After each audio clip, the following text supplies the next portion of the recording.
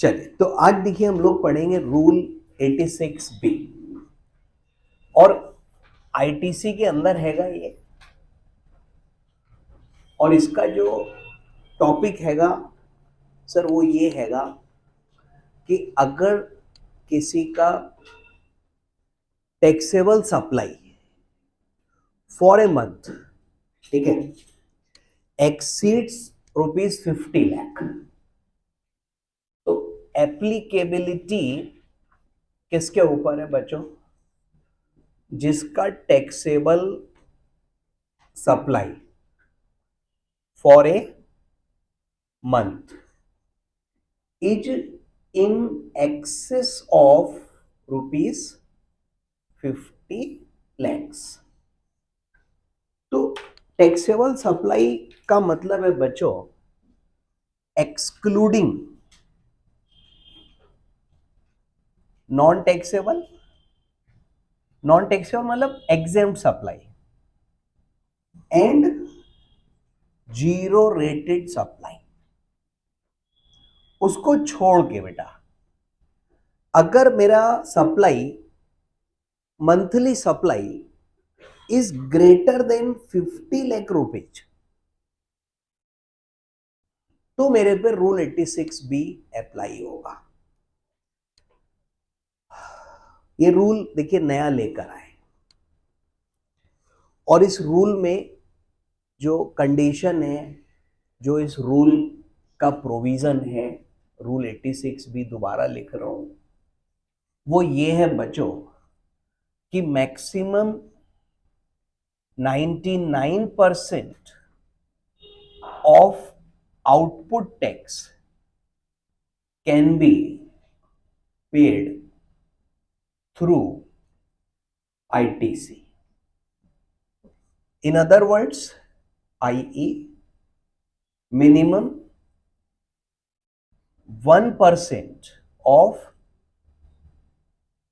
output tax should be paid in cash, that is electronic credit ledger और electronic cash laser. तो कम से कम 1% tax वो कह रहे हैं कि भाई ये कैश में दे दो, तुम सब ITC मत लो, राइट। तो सपोज किसी का output tax for a month मान लीजिए 1 करोड़ है, किसी का output tax for a month मान लीजिए 1 करोड़ है और उसका जो इनपुट टैक्स है वो उसके पास 1,05,00,000 है, तो he can adjust only 99 lakhs और 1 लाख उसको कैश में पे करना पड़ेगा। बाकी ITC कैरी फॉरवर्ड करे वो अपनी। तो सर ये इन्होंने एक रूल बनाया और उसका नाम रखा 86B कि 99% ऑफ आउटपुट टैक्स जो है वो हमको ITC मिल जाएगा, बट मिनिमम 1% हमको कैश में जमा करना पड़ेगा। तो ये अच्छी बात लेकर आए, बढ़िया रूल बनाया। लेकिन देखिए फिर उन्होंने कहा कि नहीं, चलो एक्सेप्शंस दे देते हैं। और एक्सेप्शंस में उन्होंने कहा कि भैया देखो अगर ऐसा है एक्सेप्शन, क्या एक्सेप्शंस डालें? पहला एक्सेप्शन है कि payment of income tax for last 2 years exceeds ₹1 lakh in each year by। Sir वो कह रहे हैं अगर जो रजिस्टर्ड पर्सन है, प्रोप्राइटर है, पार्टनरशिप फर्म है तो उसके पार्टनर्स हैं, अगर इन लोगों ने पिछले 2 साल में, राइट, दोनों साल जो इनकम टैक्स पे करा है that is more than 1 lakh, तो उनका कहना है यार तुम भले आदमी हो, you are also paying good amount of income tax, so तुम पर 86B नहीं लगेगा। सर कौन कौन है? Registered person. दूसरा उन्होंने कहा है कि कर्ता, प्रोप्राइटर या मैनेजिंग डायरेक्टर। कर्ता, प्रोप्राइटर या मैनेजिंग डायरेक्टर। तीसरा उन्होंने कहा है कि any of two. Sir any two partners, फिर आपका होल टाइम डायरेक्टर्स, और मतलब जो sir any two partners, whole time directors, managing committee members, governing body etcetera. ठीक है बच्चों। तो अगर इन लोगों ने बेटा जो पेमेंट ऑफ इनकम टैक्स है पिछले 2 साल का, that exceeds 1 lakh rupees in each of this 2 years। Sir by registered person मतलब मान लो कोई कंपनी है, जो ये रूल है, किसी कंपनी पे लग रहा है। एक कंपनी है, 50 लाख से ज्यादा उसका सेल है हर महीने का, टैक्सेबल। तो उसका क्या है कि अब उस कंपनी ने पिछले साल 1 लाख से ज्यादा टैक्स दिया, उससे पिछले साल भी ज्यादा दिया, तो उस पे T6 भी नहीं लगेगा। कंपनी के मैनेजिंग डायरेक्टर ने 1 लाख से ज्यादा टैक्स दिया है 2 साल में, तो भी नहीं लगेगा। ठीक है, कर्ता, proprietor, MD of registered person, तो भी 86 भी नहीं लगेगा। अब रजिस्टर्ड पर्सन इज फर्म और उसके कोई 2 पार्टनर्स 1-1 लाख से ज्यादा टैक्स दे रहे हैं, या होल टाइम डायरेक्टर 1-1 लाख से ज्यादा टैक्स दे रहे हैं कंपनी। सर कोई और बॉडी है तो उसका जो गवर्निंग बॉडी है, मैनेजिंग कमेटी है, ट्रस्टीज है, बोर्ड ऑफ ट्रस्टीज है, उनमें से कोई 2 लोग 1-1 लाख से ज्यादा टैक्स दे रहे हैं, इनकम टैक्स। तो उनका कहना है कि अगर कोई आदमी 1-1 लाख रुपए से ज्यादा इनकम टैक्स पिछले 2 साल में लगातार दिया है, तो इसका मतलब वो आदमी ईमानदार है, वो टैक्स भर रहा है। तो ऐसे केस में उसको 86 भी नहीं लगेगा। ठीक हो गया? मतलब अब जैसे आप लोग हो तो आप पे 86 भी लगेगा। सर आप यही नहीं कवर हो रहे हो, लेकिन 1 मिनट को मान लो यहाँ कवर हो रहे हो, तो यहां तो नहीं छूट रहे हो। ठीक है, अब मेरी तरफ मत देखो। तो एक तो उन्होंने इनकम टैक्स देने वाले को कहा कि जा तो जी ले अपनी जिंदगी, 86 भी तुझ पे नहीं लगता। सर दूसरा इन्होंने कहा कि अगर उस व्यक्ति ने, दूसरा एक्सेप्शन पे आ जाओ,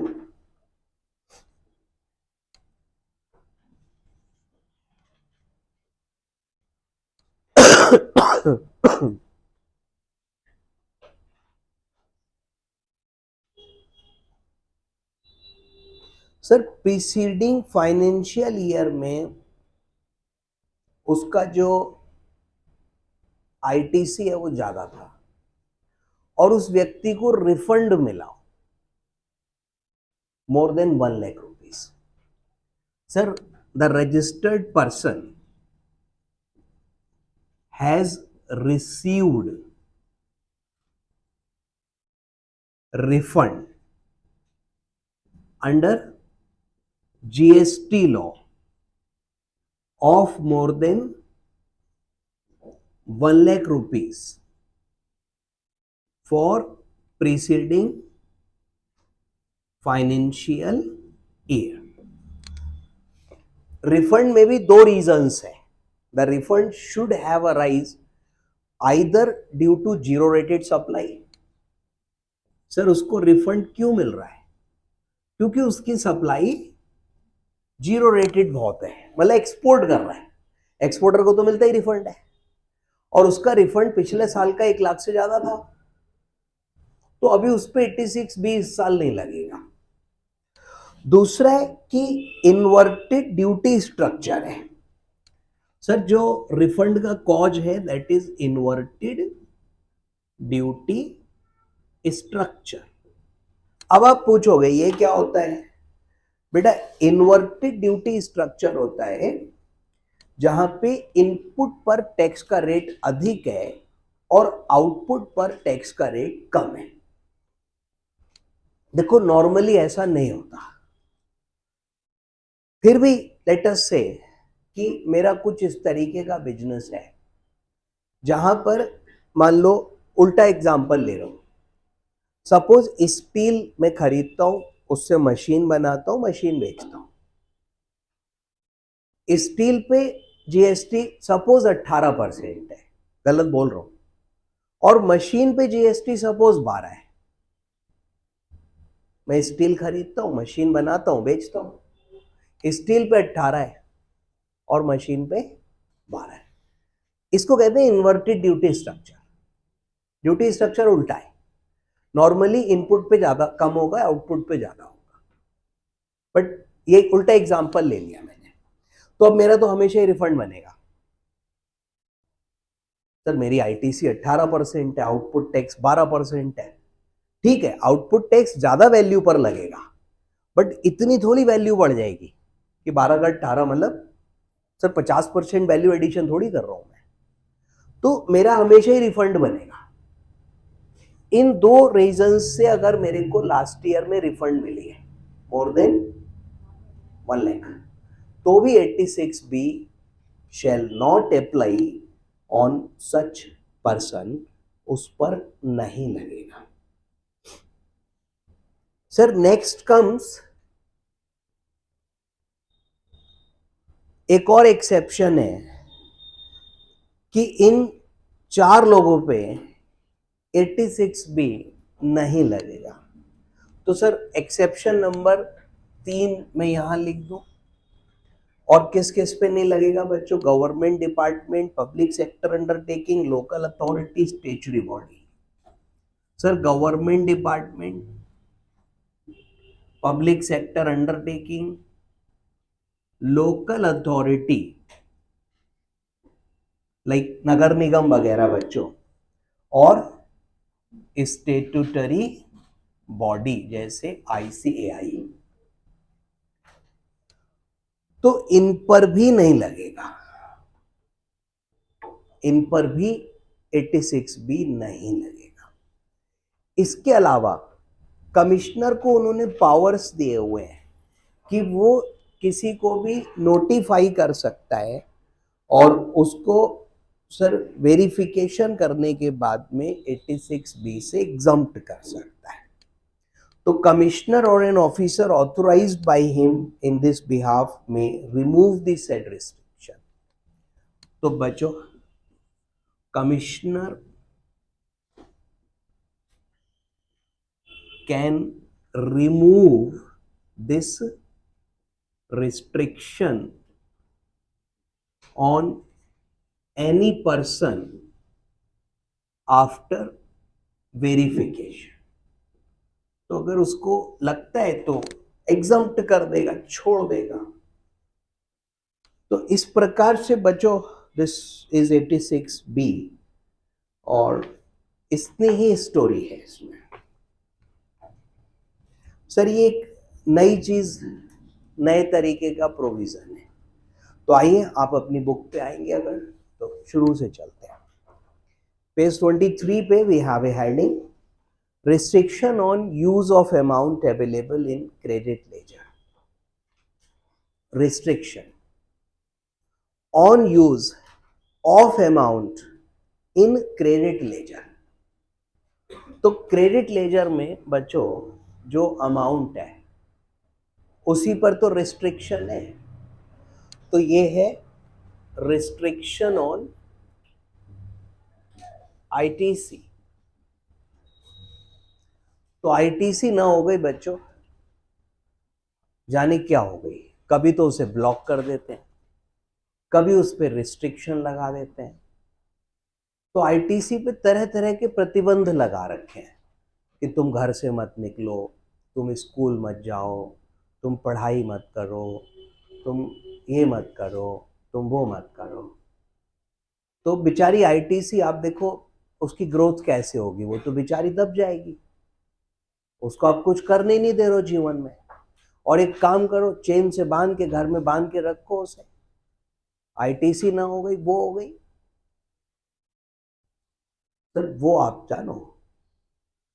तो फिलहाल टाइटल है रिस्ट्रिक्शन, ठीक है, ऑन यूज ऑफ आईटीसी, ठीक है ना। रूल 86B, सर एग्जाम के लिए बड़ा इंपॉर्टेंट है ये, आएगा जरूर इस बार, पक्का पक्का आएगा 5 नंबर का, लिखो, आएगा पक्का आएगा, लिख नहीं रहे हो आप, कल को आ जाएगा, कहोगे बताया नहीं आपने।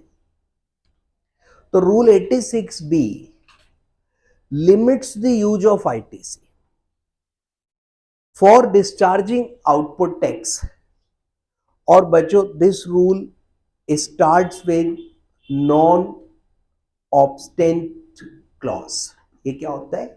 This start with notwithstanding anything contained in any other provision.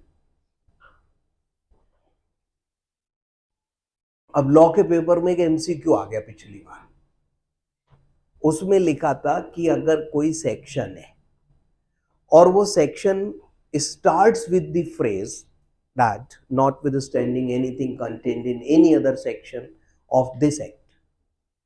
So what does we call this kind of clause?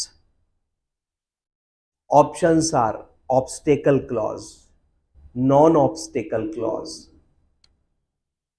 obstant clause, non-obstant clause. तो आंसर तो नॉन ऑब्स्टेंट था सर, ये इंटरप्रिटेशन ऑफ लॉ है। एनीवे, सो फिलहाल notwithstanding मतलब सारे sections को, provisions को दरकिनार करते हुए, इग्नोर मारते हुए, ठीक है नहीं। अब 16 नंबर कह रहा है आईटीसी मिलेगी, 86B कह रहा नहीं मिलेगी, तो हम कह रहे हैं ऐसे कैसे, तो वो कह रहे ऐसे ऐसे, बिकॉज नॉटविथस्टैंडिंग। एनीवे, और ओवरराइडिंग इंपैक्ट है इसका, सर ये सबको ओवरराइड करता है। जब 86B लगता है तो बाकी सारे सेक्शन चुप हो जाते हैं। Applicability of Rule 86B. Rule 86B is applicable. 86B is to registered person, this part, having value of taxable supply. क्या चीज बच्चों? Taxable supply other than exempt and zero rated, excluding exempt and zero rated, in a month exceeding 50 lakhs. Sir, 50 lakh in a month. Therefore, in cases where value of taxable supply in a month is less than 50 lakhs, then 86B doesn't apply. You can claim 100% output tax, you can pay 100% output tax through RTC. Beta. Nature of restriction. The registered person, so this part, to whom this rule is applicable cannot utilize ITC in excess of 99% of output tax. तो 99% of output tax आप max to max ITC के through पे करोगे, और 99% use होगा। और पड़ोस में लिखा है बच्चों, minimum 1% of output tax should be paid through cash, electronic cash laser. Minimum 1% cash में जमा करो। और सही। अब देखो, सपोज मैं रजिस्टर्ड पर्सन हूं, मान लिया मेरा मंथली टैक्सेबल सप्लाई बहुत ज्यादा है, बहुत ज्यादा ऐसे मतलब 50 लाख से तो ज्यादा ही है, और बहुत ज्यादा है 10-20 करोड़ मंथली टैक्सेबल सप्लाई, मान लिया। अब मैंने कुछ गुड्स और सर्विसेज अनरजिस्टर्ड से खरीदे हैं, so I paid tax on that under RCM, cash में जमा करना पड़ता है आरसीएम, ठीक है। अब मैंने सर आरसीएम में कैश जमा किया और फिर मैंने उसकी आईटीसी ले ली, अब वो कह रहा है 1% कैश में जमा होना चाहिए, तो हमने की देख है ना कैश में जमा, माना जाएगा? सर तो बेटा cash paid for RCM will not be treated cash, will not be treated cash, ठीक है? तो कैश में जो आरसीएम जमा हुआ वो कैश में जमा नहीं, वो तो तुम्हारा इनपुट टैक्स क्रेडिट है, आउटपुट वाला जमा करो टैक्स में, कैश में, मतलब ठीक है? तो देखिए rules are rules, I can't help you. तो फिलहाल उन्होंने कहा 99% of output tax can be claimed as ITC. So in other words we can say 1% of output tax must be paid in cash other than RCM. RCM के अलावा 1% cash में जमा करो, RCM तो करोगे ही करोगे, उसको कौन सा मानना जाएगा। नाउ एग्जांपल देखिए कि total value of inter state supply 100 lakh है, 1 करोड़, और 18% आईजीएसटी लगता है इस पे, तो इस आदमी का आउटपुट टैक्स हो गया बच्चों 18 लाख का आईजीएसटी। और बताओ total output tax is 18 lakh और मान लो इसका आईटीसी 20 लाख है, ओहो ये फंसेगा। देखिए इस व्यक्ति का मंथली टैक्सेबल सप्लाई 50 लाख से ज्यादा है, हाँ सर 1 करोड़ दी हुई है, उस पे आउटपुट टैक्स 18 लाख बन गई, हाँ सर बन गई, इस पर इनपुट टैक्स क्रेडिट 20 लाख है, लेकिन ड्यू टू 86B ये 18 लाख का 99% और बच्चों दैट इज 17 लाख 82,000 आईटीसी के रूप में पे करेगा और बचा हुआ बच्चों 18,000 रुपया नकद जमा करेगा। तो इससे कह रहा तू पैसे दे, पैसे दे, पैसे दे, वो कह रहा मैं ऑलरेडी दिए बैठा हूं आईटीसी, बोले ना और दे 1% तो दे। एनीवे रूल्स आर रूल्स, आगे चले बच्चों। Exception number 1, income tax 1 lakh से ज्यादा दिया है, मतलब जीएसटी को दे लिंक्ड विद इनकम टैक्स, कह रहे हैं कि अगर तुमने 1 लाख से ज्यादा इनकम टैक्स दिया है, कब? प्रीसीडिंग 2 साल में, दोनों साल में, किसने? रजिस्टर्ड पर्सन ने, कर्ता प्रोप्राइटर एमडी, अगर रजिस्टर्ड पर्सन कंपनी फर्म और एचयूएफ है, या 2 partner, whole time director, managing committee member, board member, 2 लोग, ये लोग 1 लाख से ज्यादा टैक्स दे रहे हैं पिछले 2 साल में, तो उस कंपनी पर, उस फर्म पर 86B नहीं लगेगा। वाह, तो लिखा है rule 86B may not, shall not apply in case where person mentioned below 1 lakh से ज्यादा इनकम टैक्स जमा किया है in each of the last 2 financial years, जिसकी 139(1) की टाइम निकल गई है, मतलब जिसकी ड्यू डेट निकल चुकी है, वो 2 साल। किसने? रजिस्टर्ड पर्सन ने, कर्ता प्रोप्राइटर मैनेजिंग डायरेक्टर ने बेटा, 2 partner, 2 whole time director, 2 member of managing committee, 2 board of trustees ने, तो इसको भी छोड़ देंगे कि जा 86B, you are paying income tax, so 86B shall not apply. Great sir, ये एक्सेप्शन हो गया। अब दूसरा क्या है कि जो व्यक्ति जिस पर ये रूल लग रहा है, ठीक है, उसके पास में उसको रिफंड मिला है, कब? पिछले साल, पिछले 2 नहीं, 2 साल तो इनकम टैक्स का, तो जो रिफंड मिला है वो उसको पिछले साल मिला है, प्रीसीडिंग फाइनेंशियल ईयर में, और 1 लाख से ज्यादा का मिला है। कौन सा रिफंड है? इनकम टैक्स का नहीं है ये जीएसटी वाला रिफंड है। तो देखिए क्या लिखा हुआ, एक बार पढ़िएगा इसको, कि receipt of refund of ITC, तो उसको जो आईटीसी है ना भैया, उस आईटीसी का लाइक रिफंड मिल रहा है और मोर देन 1 लाख मिल रहा है। सर क्यों मिल रहा है? क्योंकि या तो उसकी आप देखो जीरो रेटेड सप्लाई है, पहला पॉइंट पढ़ो, और दूसरा इन्वर्टेड ड्यूटी स्ट्रक्चर है। तो इन्वर्टेड ड्यूटी स्ट्रक्चर क्या होता है कि आउटपुट पे टैक्स है कम और इनपुट पे टैक्स है ज्यादा।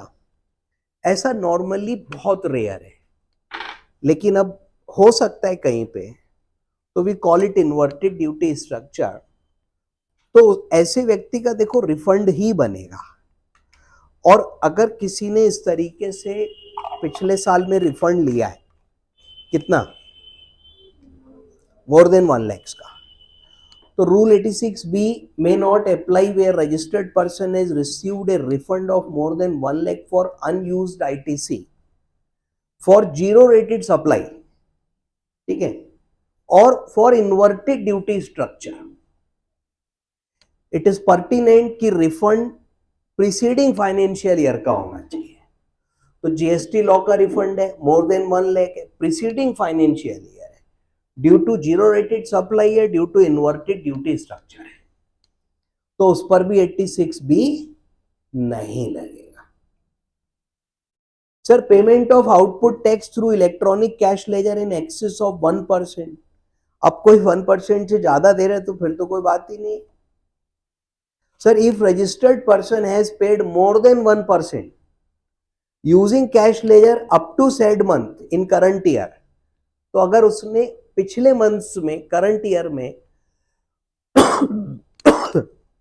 मोर देन 1% ऑलरेडी पे कर रखा है, तो उस पे भी ये नहीं लगेगा। सर ये वाला लिखा नहीं मैंने है।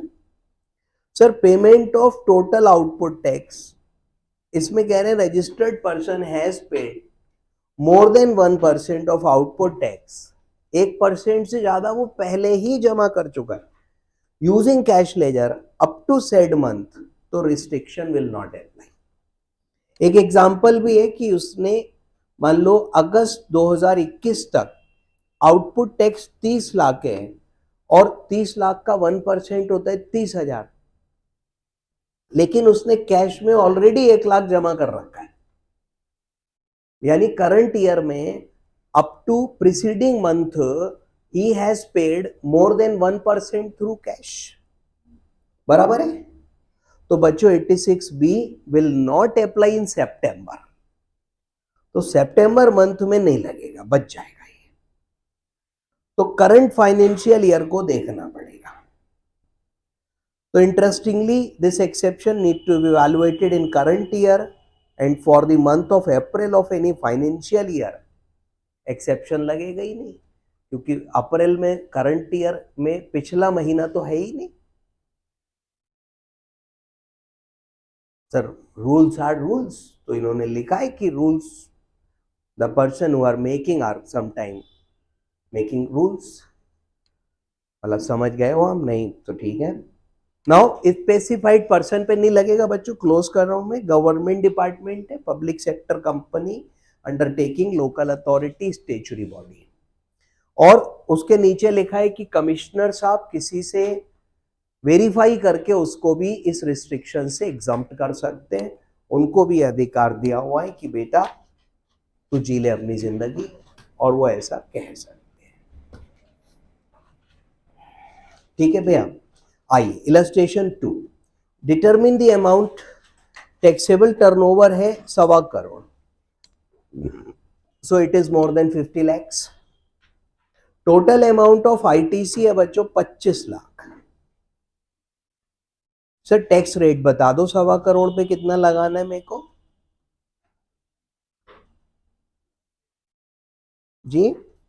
18%। ओके, तो इसका जो आउटपुट टैक्स बनेगा वो बनेगा 1.25 करोड़ पे 18%, और दैट इज बच्चों 22,50,000।